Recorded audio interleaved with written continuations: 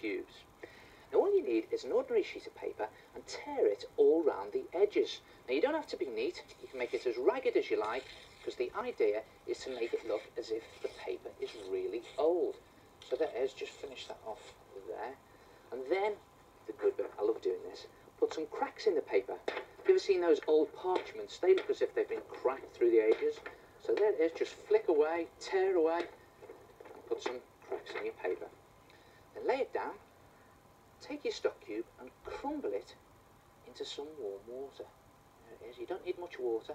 Just got a little saucer full here, and you only need one stock cube, and just mix it in so that it looks like a paste, and then just paste it on to your piece of paper. Now you can see all these finger marks that I'm creating here.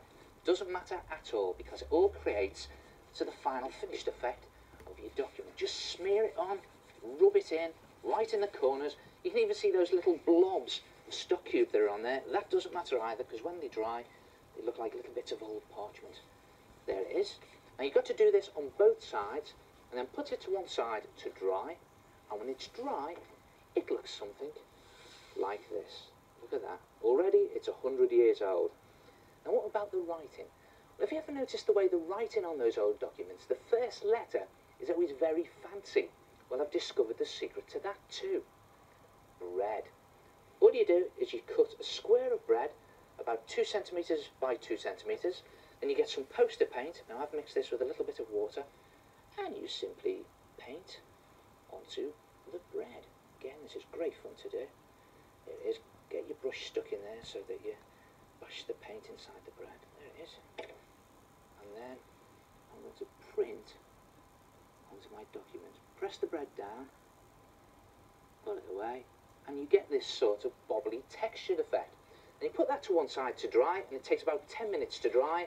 And when it's dry, it looks something like that. So okay, I'm going to put my first letter in there now.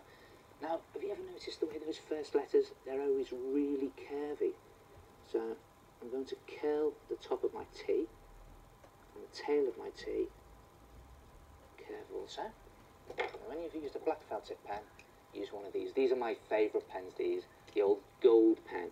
Gives a great effect if you just put it right on the outside, right on the edge there, of the black that you've done.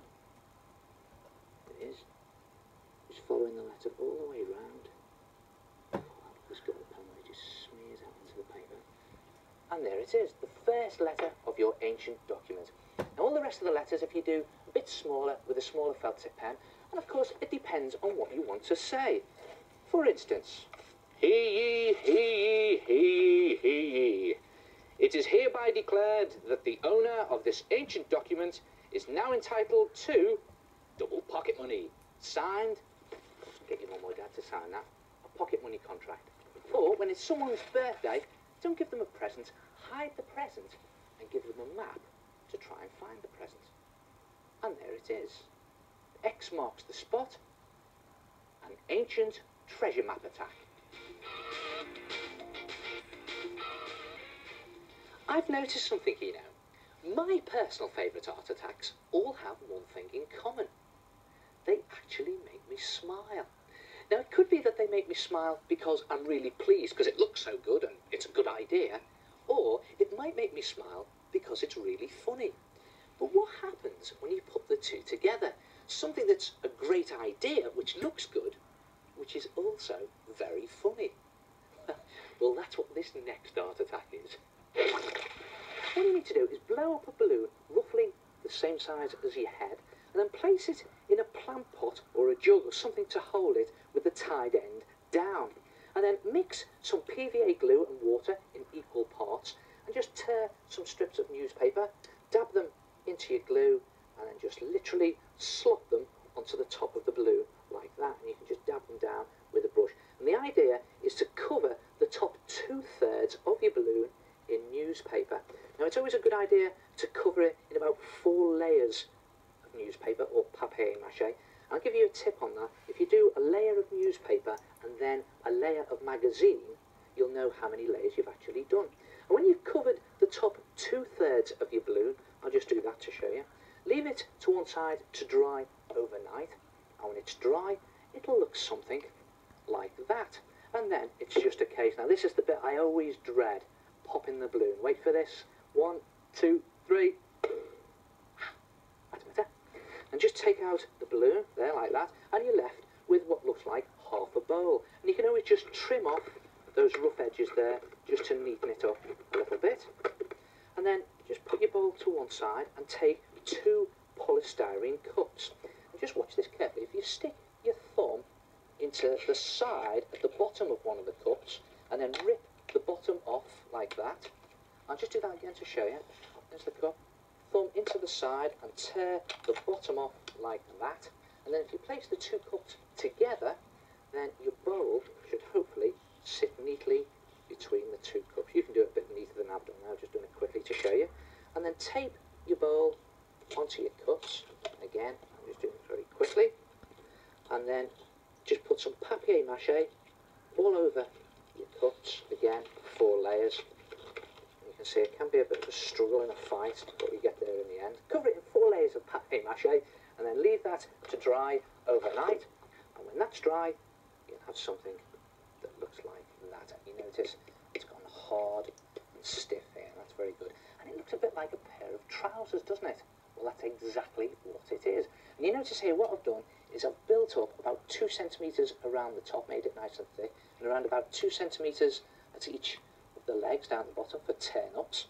And then if you paint on your detail of your trousers using acrylic paint or poster paint or powder paint, you can design your trousers however you like. Now I'm going to just do blue paint, just slop it on here and turn my trousers into a pair of blue jeans. And yeah, just slop it on to show you. And it's a good idea when you've actually put on your base colour that if you leave that to dry overnight and then next day you can add on bags more detail. You see what I've done here?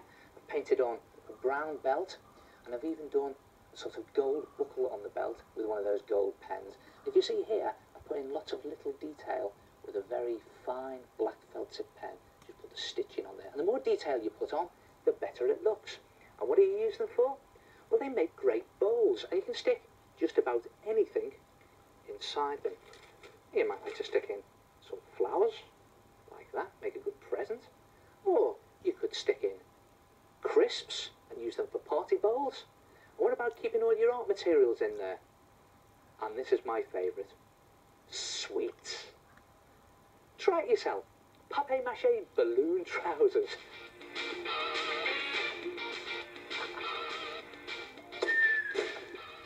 Yes, this is Art Attack, the big art show that is going to give your eyeballs a shock. Now, if you... Excuse me.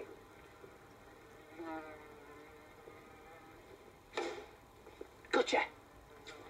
There's another one.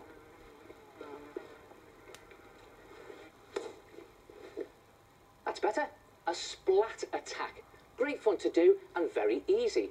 All you need is one of these cotton wool balls, and the idea is that you stick the cotton wool ball into some ink or poster paint that you've mixed with water. Now you'll have to experiment with the consistency, but the idea is to get the cotton wool ball real soggy. That should do it. And then you place it in the middle of a sheet of paper. Always a good idea to do this sort of thing outside because it can be a bit messy. And then you choose your secret weapon, which is one of these. It's a fly swat. You can get these from your local hardware store, only about 75p. And the good thing is you can use it again and again. So you line up your shot and splat attack. You can even try it with 2 colours. Splat attack. But you know me, I like to experiment.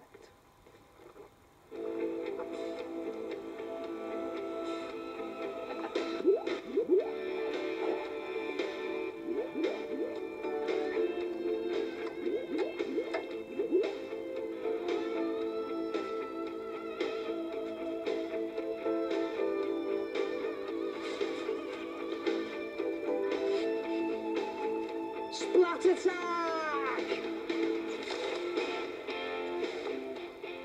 Now if you get this just right, you can create the feeling that your picture is actually travelling through space. What you need is a big piece of black paper and some white poster paint, and I've mixed this in equal parts with some water, so I've just watered it down quite a bit. And to create my galaxy, I'm just dipping in a stiff bristled brush, or you can use an old toothbrush for this, because I'm going to create my planets with the spatter technique. Now this is great fun to do. It's just a case of charging your brush up and flicking the paint onto your paper with a piece of card, or you can do it with your finger. And it's a good idea just to concentrate the spots in the middle of your picture. And then when you've done your space, just put it to one side to dry and create your planets. And the way to do that is just to draw some circles onto a piece of paper like that, and then brush on some water just across your planet or your moon, and then just liberally dab on some blotches of paint or even stripes of paint. You can do whatever colour you like, and then put that to one side to dry. And when it's dry, it'll look something like that. And when your space is dry, bring that back in. That's just a case of plopping your planets on top of your space. I've got some coloured ones here. As I say, you can use different colours. I just did a grey one for the moon. And it's a good idea to put the smaller ones in the middle of your picture. Again, it helps with that feeling of travelling through space. I think that'll do it. Now, as for the spaceship itself, what about using this stuff? Kitchen foil. After all, it has got a metal surface on it, just like a spaceship. And you can cut a curved strip to go onto the top of your space picture, like that. And a curved strip to go onto the bottom. Now, if you have trouble cutting curves out of tin foil, just draw it on first, maybe using your homemade compass. There it is. And then cut out two very thin strips to go across for the window struts. One there, and one probably there. And when everything is in position, just glue it down, and you'll have something that looks just like this. If you notice here, what I've done is I've actually stuck in some coloured bits of tape there, and I've even put in some detail using permanent marker, just for the controls of the spaceship. Try it yourself. A space attack.